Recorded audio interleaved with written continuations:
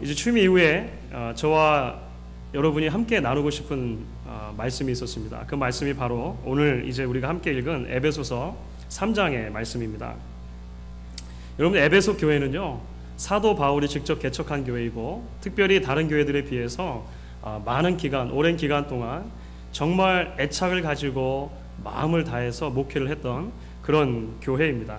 특별히 오늘 우리가 함께 읽은 본문은요, 그 에베소 교회 성도들을 위해서 사도 바울이 기도하는 내용을 담고 있습니다. 사도 바울의 중보기도라고도 할 수가 있겠죠. 우리는 이 기도 속에서 성도와 교회가 하나님 앞에서 어떠한 모양으로 세워져 가기를 원하는지에 대해서 이 바울이 간절히 기대하는 그 마음의 소망을 발견하게 됩니다. 저는 이 말씀이 지금 이 시점에서 저와 여러분 우리 모두에게 하나님께서 주시는 말씀이라고 믿습니다. 왜냐하면 이 바울의 기도 속에서 작게는 한 사람의 그리스도인으로서 저와 여러분을 향하신 하나님의 마음을 읽을 수가 있고요, 조금 더 나아가서는 이제 새롭게 하나님 나라의 역사를 써내려가기로 결단하는 우리 목양 공동체에 하나님께서 기대하시는 그 뜨거운 마음을 우리가 함께 발견할 수 있기 때문이라 생각을 합니다. 여러분, 그렇다면 오늘 말씀 가운데 하나님께서 바라시는 나, 오늘 그게 설교 제목입니다. 하나님께서 바라시는 나, 하나님께서 기대하시는 우리의 모습은 과연 어떤 것이냐고 하는 것이죠. 오늘 본문 가운데 첫 번째로 우리가 살펴볼 수 있는 것은 영적으로 건강한 나입니다. 영적으로 건강한 나. 여러분, 제가 14절부터 16절까지 말씀 한번 같이 살펴보면 좋겠는데요. 같이 읽을까요? 우리 14절부터 16절 말씀 같이 한번 읽겠습니다. 이러함으로 내가 하늘과 땅에 있는 각 족속에게 이름을 주신 아버지 앞에 무릎을 꿇고 비노니 그 영광의 풍성을 따라 그의 성령으로 말미암아 너희 속사람을 능력으로 강건하게 하옵시며. 무엇보다도 바울은 에베소 교인들을 위해 기도하면서 하나님께서 그들의 속사람을 당신의 능력으로 강건하게 붙들어 주시기를 기도하고 있습니다. 그렇죠? 그들의 영혼, 그들의 내면 세계가 날마다 하나님 앞에서 건강한 모습으로 서 있기를 기대하고 기도하고 있는 것이죠. 사실 우리는 건강에 참 관심이 많습니다. 그렇지 않습니까? 한국 분들이 몇 분 모여서 대화를 나누시는 것을 지켜보게 되면 연세가 어느 정도 이제 있는 분들이라면 의뢰이 그 주제가 건강에 관한 주제로 흘러가는 것을 발견하게 됩니다. 뭐 되게 그러시죠. 이것은 저희가 흩어져서 구역 예배를 모이든지 뭐 어떤 모임을 모이든지 비슷한 것 같습니다. 그러다 보면 남의 건강을 막 상담해줘요. 저희 한국 분들의 특징입니다. 상담을 넘어서면 나중에 진단해요. 진단. 나중에 그게 좀 더 넘어서면요, 처방도 합니다. 처방도. 어떤 약이 좋은지, 어떤 음식이 좋은지 막 처방전을 나름대로 써주는 거죠. 좀 더 심한 분들은요, 이거 내가 먹던 약인데 하면서 약을 막 전해주시긴 하십니다. 그 옛말에 3인행이면 필류아사원이라고 있습니다. 3명이 가는 곳에는 반드시 나의 스승이 있다. 그러니까 어느 곳에든지 배울 준비를 하라, 뭐 이런 말이지 않겠습니까? 저는 오늘날에는 이것이 다르게 해석이 돼야 된다고 생각해요. 3인행의 필류아사원. 3명만 모이면 그 중에 1명은 의사예요. 이건 제가 만든 겁니다. 여러분, 제가 우스갯소리를 말씀드렸습니다만 사실 우리가 건강에 관심을 가지고 살아가는 게 굉장히 중요합니다. 그렇지 않겠습니까? 우리가 육신을 가지고 있기 때문에 우리의 육신의 건강을 위해서 우리의 관심을 가지고 또 건강을 지켜가는 것은 사실 굉장히 중요한 것입니다. 여러분들, 그래서 우리를 앞서갔던 믿음의 선배들 가운데 청교도들이 있는데요, 그 청교도들은 우리의 몸을 잘 관리하고 건강을 유지하는 것을 10계명 가운데 6계명을 잘 지키는 것으로 이해했습니다. 여러분들, 6계명이 뭐죠? 살인하지 말라입니다. 살인하지 말라. 그러니까 살인하지 말라라고 하는 말씀은 부정적인 측면에서 남의 목숨을 뺏지 말라는 것도 포함하지만 조금 더 긍정적인 것으로 해석을 하면 생명을 최대한 보장하고 증진시키고 지키라라고 하는 의미로 해석될 수 있기 때문에 건강을 잘 유지하는 것, 그래서 먹어야 할 것을 잘 먹고 건강에 해로운 것은 좀 줄이고 충분한 휴식을 취하고 운동하는 것, 이런 것들이 6계명, 살인하지 말라고 하는 계명을 잘 지키는 것으로 이해했다라고 하는 것이죠. 그러나 성경은 동시에 우리에게 분명히 이야기를 하고 있습니다. 그것이 무엇이냐면 우리가 우리의 몸의 건강을 유지하는 것만으로는 하나님 앞에서 우리의 모든 역할을 다 했다라고 말할 수 없다는 것이죠. 우리가 우리의 몸의 건강만큼이나, 아니 더 나아가서 사실 몸의 건강보다 더 중요하게 생각해야 하는 것이 있는데 그것이 바로 우리 속 사람의 건강이라고 하는 것입니다. 우리 영혼의 건강이라고 하는 것이죠. 왜냐하면 영혼의 건강함이 없이 우리가 추구하는 모든 종류의 건강은 사실 속 빈 강정과 같이 허무한 것이기 때문에 그렇습니다. 우리가 아무리 건강을 유지한다고 해도, 그리고 그것이 분명히 중요한 것임에 틀림이 없지만 우리의 육신은 시간이 흐르면 날마다 후퇴할 수밖에 없습니다. 그리고 언젠가 시간이 되어지면 우리의 육신은 썩어지게 될 것이라고 하는 것이죠. 하지만 우리의 영원한 운명은 하나님과 끊임없이 교제하는 우리의 건강한 영혼에 달려있다라고 성경이 이야기한다라고 하는 것입니다. 바울은 이 점을 분명히 알고 있었던 것 같아요. 그래서 에베소의 성도들에게 그 교회를 위해서 기도하면서 가장 먼저 그들의 속 사람의 건강함 위해서 이제 기도를 하고 있는 것입니다. 사랑하는 성도 여러분, 여러분의 속 사람이 하나님의 능력으로 날마다 정말로 더욱 건강해질 수 있기를 간절히 바랍니다. 여러분들께서 여러분 자신의 영혼의 건강에 조금만 더 관심을 가지시고 주의를 기울이실 수 있기를 저는 간절히 바라요. 우리 교회가 성도 한 사람 한 사람의 영혼의 건강함을 모든 프로그램이나 사역의 우선순위에 될 수 있기를 저는 간절히 기대합니다. 사실 우리는 많은 경우에 이 영혼의 건강의 상태라는 게 눈에 보이지 않는 경우가 많지 않습니까? 그렇죠. 육신의 건강의 척도에 대해서는 때에 따라서 우리의 겉모양에 나타날 때가 있지만 영혼의 건강함은 사실 우리의 눈에 보이는 개념이 아닙니다. 그렇기 때문에 외형적인 것들로 감추거나 덮어두고 살게 되는 경우가 제법 많은 것 같습니다. 하나님과 영적으로 바른 관계에 머물러 있지 않고 내 영혼에 전혀 기쁨과 은혜가 없는데도 불구하고 교회 안에서 이런저런 직분들을 가지고 이런저런 자리에서 섬기다 보면 어느새 그래도 내가 좀 괜찮은 신앙인이 아닌가, 우리는 그렇게 생각하게 될 경우가 많다라고 하는 것이죠. 그러나 오늘 바울의 기도를 통해서 우리가 발견하는 것이 무엇입니까? 진정한 성도의 건강은 외형적인 것들로 측정되어지는 것이 아니고 그 사람의 속 사람의 건강 상태로 측정되어진다라고 하는 것입니다. 여러분, 건강한 사람이라고 하더라도 하루에 수천 개의 암세포가 그 몸에서 생긴다고들 하죠. 그렇게들 의사들이 이야기를 합니다. 그런데 대부분의 사람들이 암에 잘 안 걸리고 넘어가는 것은 건강한 경우에 우리 안에 있는 자기 면역 세포가 그 암세포를 건강하게 죽이고 싸울 수 있기 때문에 그렇다라고 의사들이 이야기를 합니다.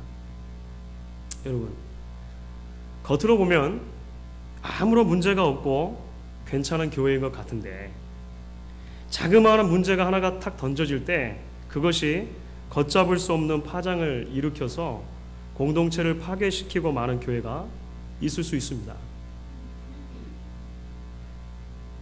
성도들의 영혼이 건강하지 않고 그 속 사람의 면역 체계가 망가졌기 때문에 그런 것이죠. 저는 우리 목양교회가 정말로 영혼이 건강한 성도들로 가득 차게 되기를 꿈꿉니다. 감사합니다. 여러분들이 그 꿈에 함께 동참해 주시고 함께 기도할 수 있기를 간절히 바라요. 저와 여러분의 속 사람이 하나님 앞에서 정말 건강하고 튼튼한 영적인 근육을 갖고 건강하고 튼튼한 면역 체계를 갖출 수 있게 되기를 바라는 것입니다. 그래서 그 어떤 시험거리, 그 어떤 낙심하게 하는 문제가 우리에게 닥쳐온다 하더라도 의연한 믿음과 의지로 하나님이 기뻐하시는 건강하고 넉넉한 섬김을 다할 수 있는 저와 여러분 될 수 있기를 간절히 바라는 것입니다. 이제 오늘 본문 가운데 두 번째로 하나님께서 우리에게 기대하시는 모습은 어떻게 이야기가 되고 있습니까? 저는 그것이 17절부터 19절의 하반부의 말씀에, 전반부의 말씀에 나타나 있다고 생각을 합니다. 제가 전반부 19절 전반부까지만 한번 읽도록 하겠습니다. 믿음으로 말미암아 그리스도께서 너희 마음에 계시게 하옵시고 너희가 사랑 가운데서 뿌리가 박히고 터가 굳어져서 능히 모든 성도와 함께 지식에 넘치는 그리스도의 사랑을 알아 그 넓이와 길이와 높이와 깊이가 어떠함을 깨달아. 사도 바울이 에베소 교회를 위해서 기도하면서 그들이 이렇게 되었으면 좋겠다, 어떤 모양을 기대하고 있는 것입니까? 하나님께서 기대하시는 나, 그것은 바로 그리스도의 사랑 안에 있는 나입니다. 그렇죠?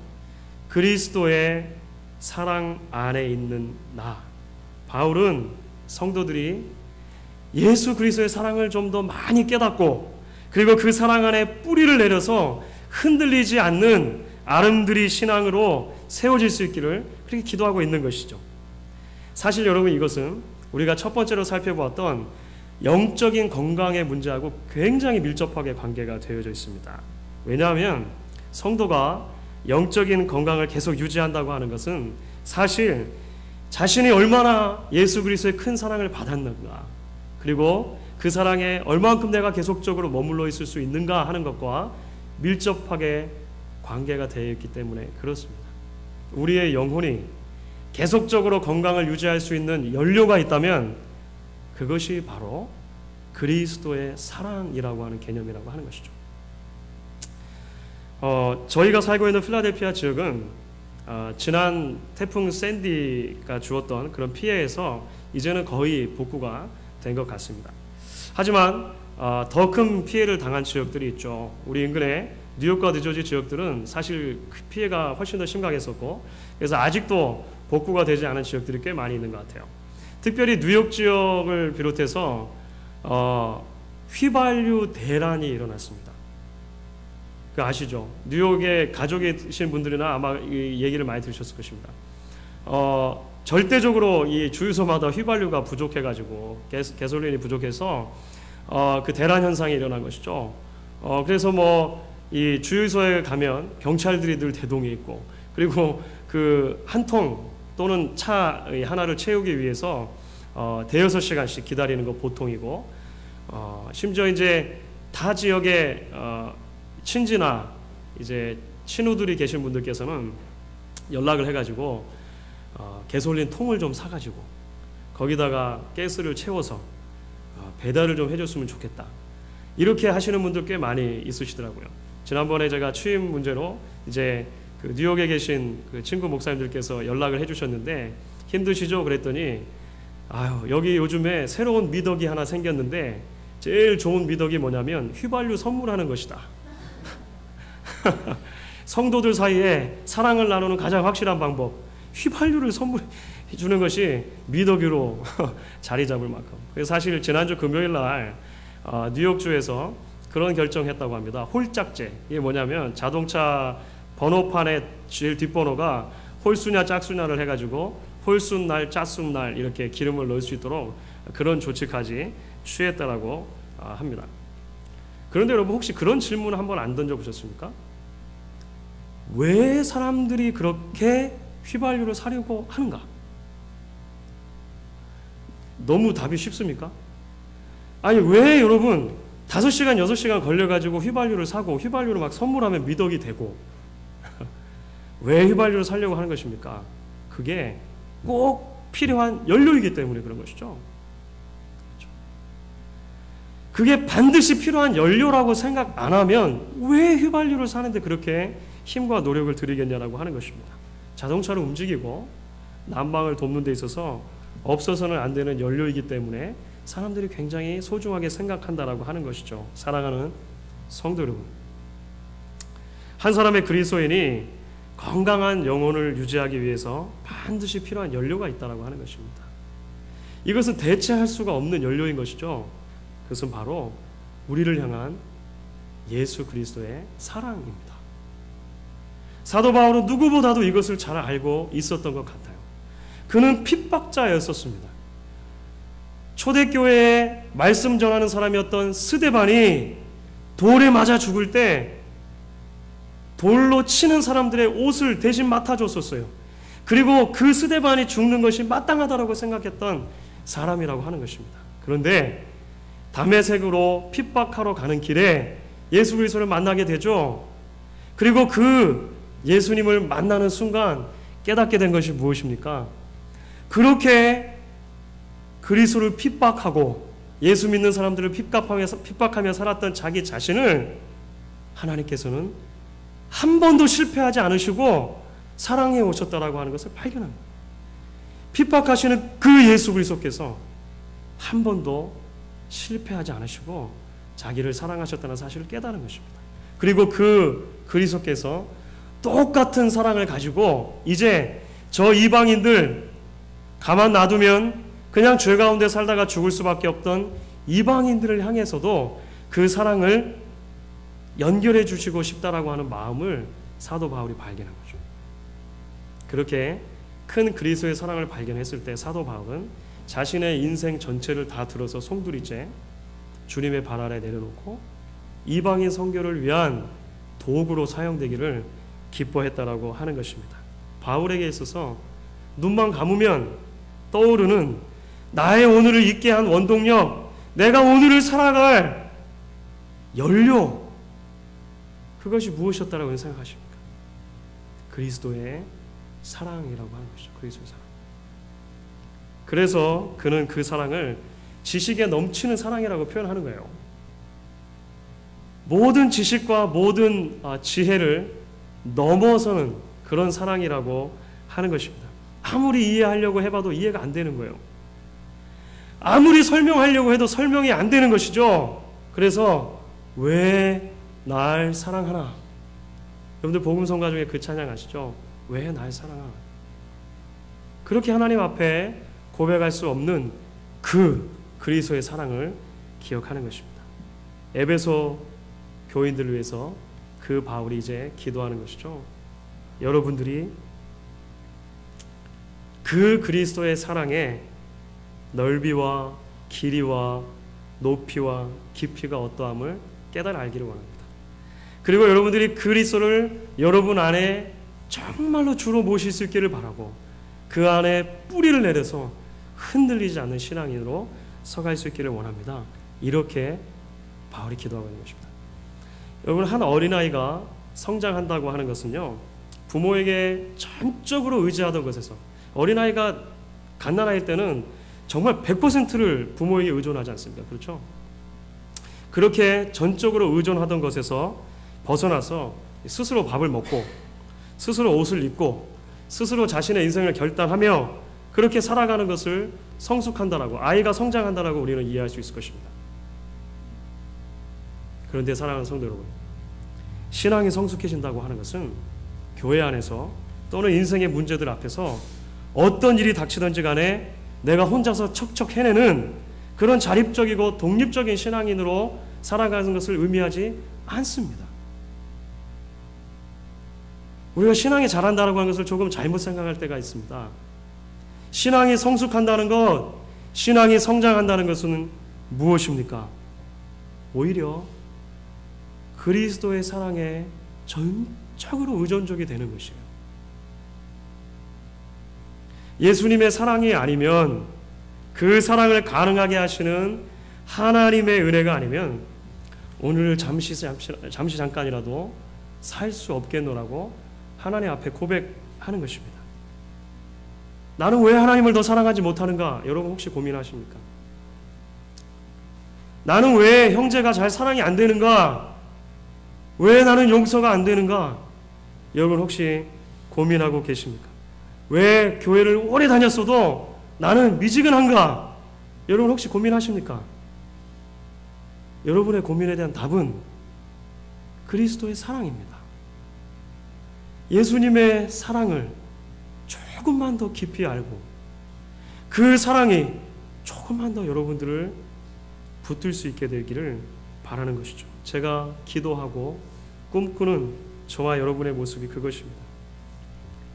우리가 함께 이 목양 공동체에서 신앙생활 하시면서 시간이 지날수록 그 예수님의 사랑에 더욱더 함몰되어지는 기적과 같은 일이 있기를 저는 기대합니다.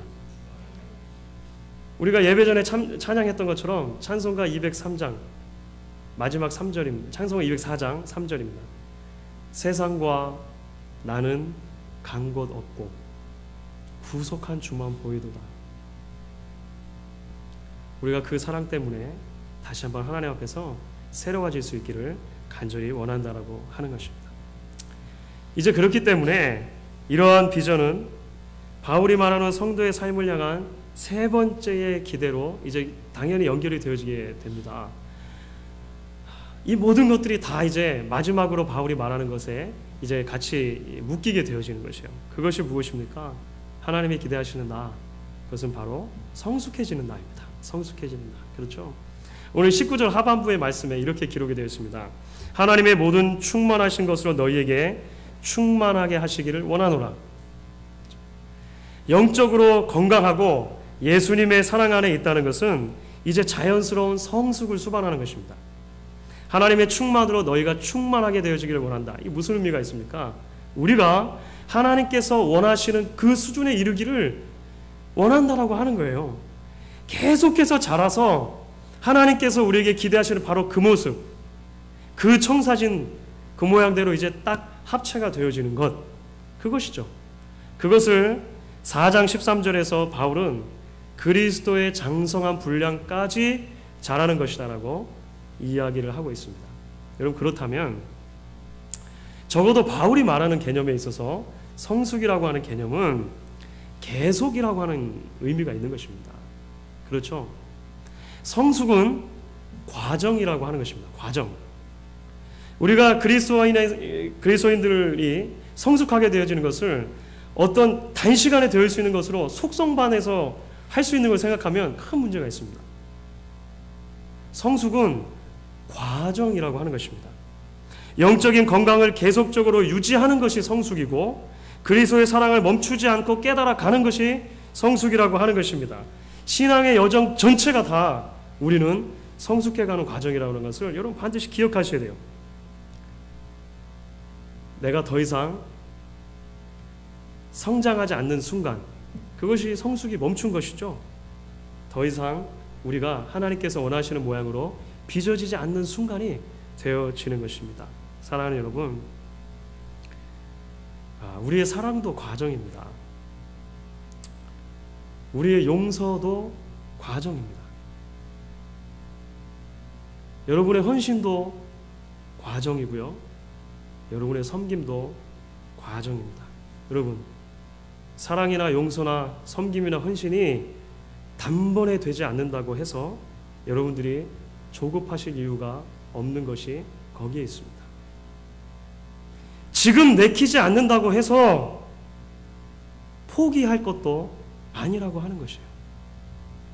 그것은 우리가 끊임없이 하나님 앞에서 이루어가야 하는 과정이기 때문에 그런 것입니다.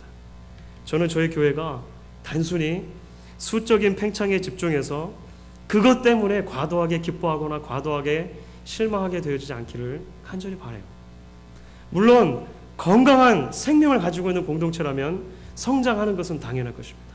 하지만 성장하는 것과 동시에 저는 저와 여러분이 끊임없이 하나님의 말씀에 따라서 성숙해질 수 있기를 간절히 바라는 것입니다. 어제 사랑할 수 없었던 부분들이 오늘 사랑하게 되어지고, 오늘 용서가 안 됐던 사람들이 내일 용서가 되어지는 것이죠. 오늘 내가 헌신하고 결단하고 섬기지 못했던 부분들이 내일은 결단도 되어지고 헌신도 되어지는 그러한 성숙이 우리 모두에게 있기를 간절히 바란다라고 하는 것입니다. 말씀을 정리하겠습니다. 사도행전 20장 24절은 사도 바울이 하나님의 은혜를 받고 나서 막 사역의 초기에 하나님 앞에 고백했던 내용입니다. 젊은 시절의 바울이죠. 나의 달려갈 길과 주 예수께 받은 사명 곧 하나님의 은혜의 복음 증거하는 일을 마치려 하면은 나의 생명을 조금 더 귀한 것으로 여기지 아니하고. 젊은 바울의 막 뜨거운 심장이 막 느껴지시죠? 예. 나의 달려갈 길을 다 마치기 위해서는 나의 생명을 조금 더 귀한 것으로 여기지 않는다. 그 사도 바울이 인생길을 다 걸어간 뒤에 이제 머리가 희끗희끗한 노사도가 되어져서 이제 죽음을 앞두고 기록한 글이 있습니다. 디모데후서죠. 그 디모데후서 사도 바울의 마지막 편지라고 알려져 있는데요. 디모데후서 4장 7절에서 8절에 첫 고백을 한 뒤로 수십 년이 흘렀는데 바울은 우리에게 이렇게 고백합니다. 내가 선한 싸움을 싸우고 나의 달려갈 길을 마치고 믿음을 지켰으니 이제 후로는 나를 위하여 의의 면류관이 예비되었으므로 주 곧 의로우신 재판장이 그날에 내게 주실 것이니 내게만 아니라 주의 나타나심을 사모하는 모든 자에게니라. 하나님 앞에서 드려지는 한 사람의 신앙의 고백이 처음과 끝이 어떻게 이렇게 동일할 수가 있습니까? 저는 사도 바울의 이 두 고백을 보면서 많은 도전과 많은 은혜를 받게 되어집니다. 사랑하는 성도 여러분, 오늘 하나님께서 우리 개인과 교회에게 주시는 귀한 청사진을 말씀을 통해 함께 들었습니다. 우리가 이 청사진을 붙들고 끝까지 신앙의 경주를 달려가서 하나님께서 우리를 언젠가는 부르시겠는데 그 하나님 앞에 가서 우리에게 주신 그 약속을 따라 성숙의 모든 과정을 다 지나왔습니다. 우리의 달려갈 길을 이제 다 마쳤습니다. 한 목소리로 함께 고백하는 저와 여러분들 될 수 있기를 주의 이름으로 간절히 축원합니다.